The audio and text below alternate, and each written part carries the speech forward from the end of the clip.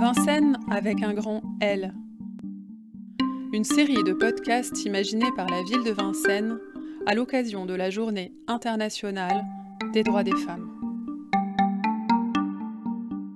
Épisode 15. Marion. La maison de Marion Thivital-Bégoin respire son art. Dans le salon sèche de grandes toiles. Sous la jolie lumière de la véranda trône un moyen format en passe d'être terminé. L'étrange et délicate peinture de Marion semble comme nimbée d'un voile de brume. C'est la technique du sfumato, explique-t-elle. Un voile qui cache des sujets durs, déchets plastiques ou centrales nucléaires, dont la menace, magnifiée par l'art, semble un instant s'estomper. Je reprends une toile, j'ai mis un glacis, je reprends des nuages, le blanc des nuages. Je suis une amoureuse du blanc. Je m'appelle Marion Thivital-Bégoin, je suis artiste peintre et j'habite Vincennes depuis de nombreuses années. Petite fille, j'étais à la fois pas sage du tout, je reconnais, et complètement devant la fenêtre et le radiateur en train de dessiner et de ne pas écouter à l'école, je reconnais. Mes parents n'étaient pas artistes. J'avais une sœur qui était la sagesse incarnée et très, très littéraire. Et donc, effectivement, ma présence était d'autant plus bizarre. Mais non, j'étais un petit peu le clown de la famille. Donc, c'était plutôt sympa. Et j'ai eu une enfance heureuse. Voilà. Si vous voulez, allons dans mon atelier. Faites attention aux marches.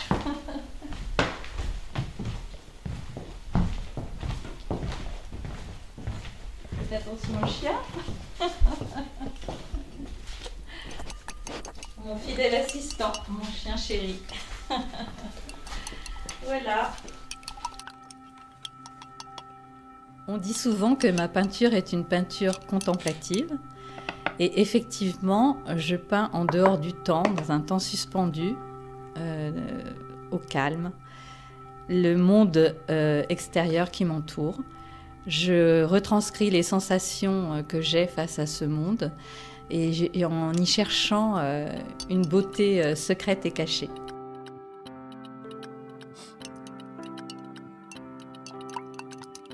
Lors des vernissages, souvent ce que l'on me dit, c'est que mon travail inspire la sérénité et l'harmonie. On me parle souvent aussi du sfumato, cette façon involontaire que j'ai de traiter la peinture, c'est-à-dire un léger flou. Je vois un peu de la beauté partout, même sur des choses surprenantes comme des centrales nucléaires ou des usines ou des flacons d'eau de Javel. Mais je trouve que le manteau de lumière qui habite, qui recouvre tous ces éléments peut être vraiment magique. Là, en fait, j'ai ma petite réserve de poubelles plastiques. Avec des petites bouteilles d'eau, des petits flacons de jus de fruits. Celui-là, je ne sais même pas où je l'ai trouvé. Il est incroyable. Il est vert avec un bouchon jaune, trop fabuleux. Et ça, c'était je vous montre un petit tableau où je l'ai peint. Donc, il y a lui et son objet peinture, son fantôme peinture. Et derrière, ça, vous connaissez peut-être, c'est un gel de douche, le petit Marseillais, que j'ai peint en noir. Et un pot de pigment bleu outre-mer. D'une certaine façon, oui, je ressemble à mes tableaux, parce que je pense quand même qu'ils sont mélancoliques et qu'au fond de moi, je suis mélancolique. Mais ils sont aussi porteurs d'une lumière, et comme moi, je suis animée par un amour de l'humanité et de la vie. Donc il y a cette ressemblance, surtout. Après, je ne ressemble pas à un flacon d'eau de Javel ni à une centrale nucléaire. La poésie du flacon de Javel, figurez-vous que peut-être que personne n'y pense spontanément, mais vous seriez étonné d'entendre à mes expos comment les gens finalement la voient. Et de même, les usines, etc. Je sais que ça provoque des retours très sympas. Il y a des gens qui me disent « Ah, ça me rappelle quand j'étais petite, je passais devant ce lieu qui me semblait si laid. Et finalement, j'en garde un souvenir ému. Et là, de revoir votre tableau, je ne vais plus revoir la réalité comme avant. » Et c'est vrai que même je reçois des mails de collectionneurs qui m'envoient des photos de ce qu'ils ont vu par la fenêtre en me disant « Ah, j'ai vu un petit Vital par la fenêtre du train. »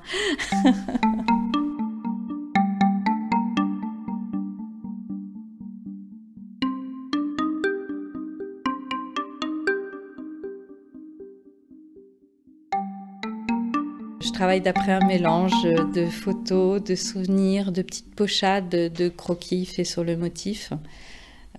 Ou pour les natures mortes, je les mets en scène sur un meuble à côté de mon chevalet et je les peins en direct. Ce qui est aussi très utile en tant que peintre, d'avoir ce rapport plus charnel, je dirais, entre les plastiques et moi.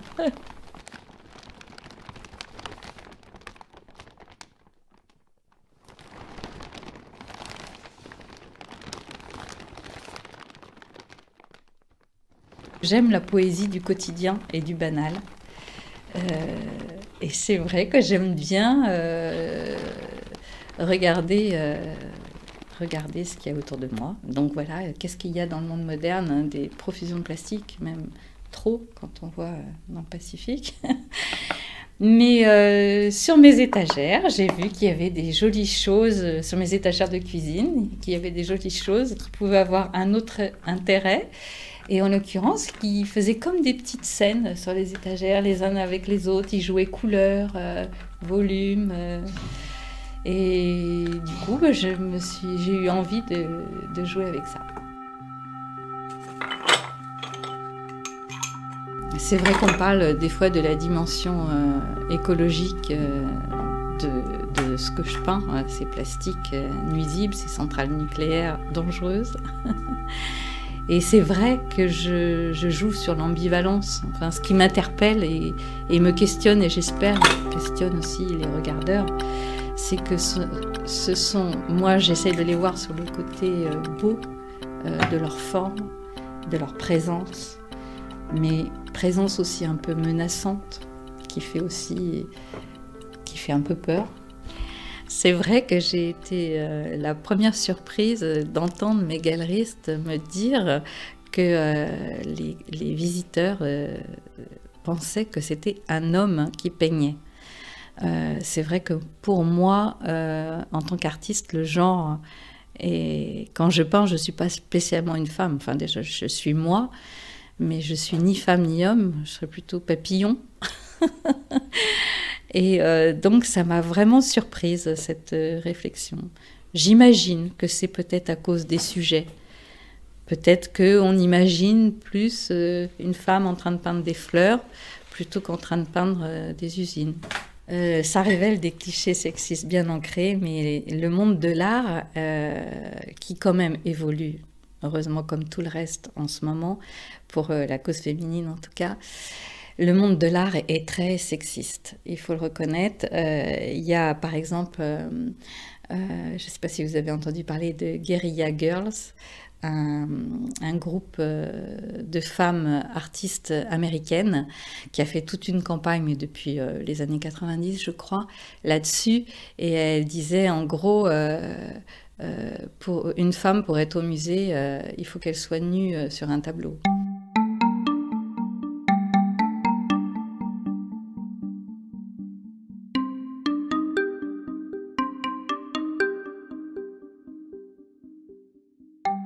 C'est vrai qu'il y a une part de moi qui a besoin d'agir.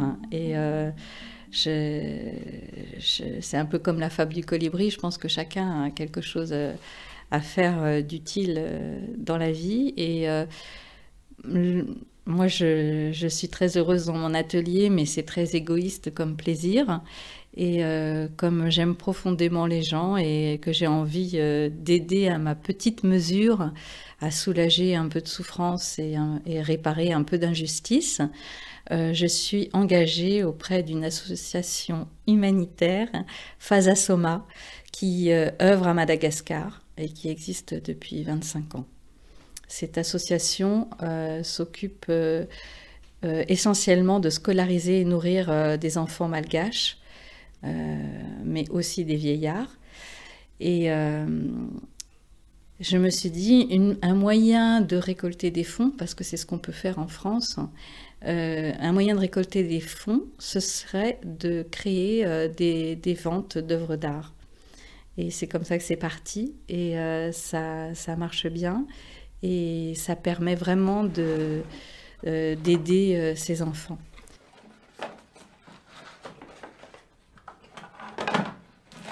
Je trouve au fond de moi la vie redoutablement triste, avec des horreurs qui se passent partout. Moi, je pleure devant les informations.